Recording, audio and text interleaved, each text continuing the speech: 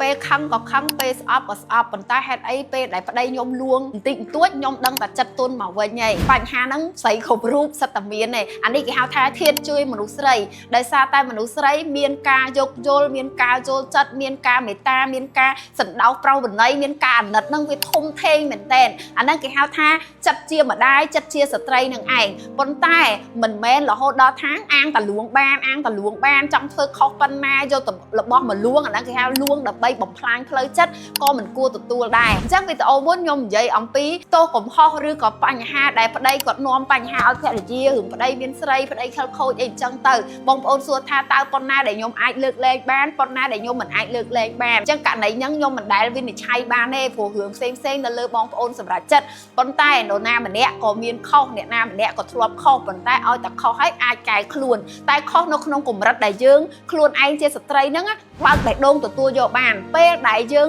ទទួលយកយើងព្រមអនុគ្រោះឲ្យគេហើយយើងព្រមប្រឡែងហើយយើងព្រមគេហៅអភ័យហើយចិត្តយើងមិនជាប់ជំពាក់ព្រោះស្ត្រីខ្លះគាត់ព្រមអភ័យតែមាត់ប៉ុន្តែដួងចិត្តហ្នឹងនៅក្តៅក្រហាយដួងចិត្តហ្នឹងនៅមានអារម្មណ៍ថាការឈឺចាប់ហើយអត់ទាំងអស់ហ្នឹងក៏ធ្វើឲ្យគាត់ទៅជាបាត់បង់ក្តីសុខនិងសុភមង្គលក៏ដូចជាប៉ះពាល់ទៅដល់សុខភាពផ្លូវចិត្តផ្លូវកាយរបស់គាត់ដែរអញ្ចឹងស្ត្រីទាំងអស់គ្នាខ្ញុំនៅតែនិយាយថាកដោយើងអាចទិញឲ្យខ្លួនឯងបានយើងអាចលួងខ្លួនឯងបានប៉ុន្តែមិនមែនគេធ្វើខុសមកលើយើងកដូចភ្នំហើយយកកដោតិចតួចមកលុបលាងយើងបានទេអញ្ចឹងយើងជាមនុស្សដែលមិនមានមេត្តាដល់ខ្លួនឯងទេអញ្ចឹងអ្វីដែលខ្ញុំចែកម្លែកមិនសុទ្ធតែដាច់ខាតទេអ្វីទាំងអស់យើងខ្លួនយើងជាអ្នកសម្រេចចិត្តនិងជ្រើសរើសទេជូនពរឲ្យស្ត្រីទាំងអស់គ្នាមានស្នាមញញឹមនិងបេះដូងសបរិសុទ្ធពោពេញដោយក្តីស្រឡាញ់គ្រប់គ្នា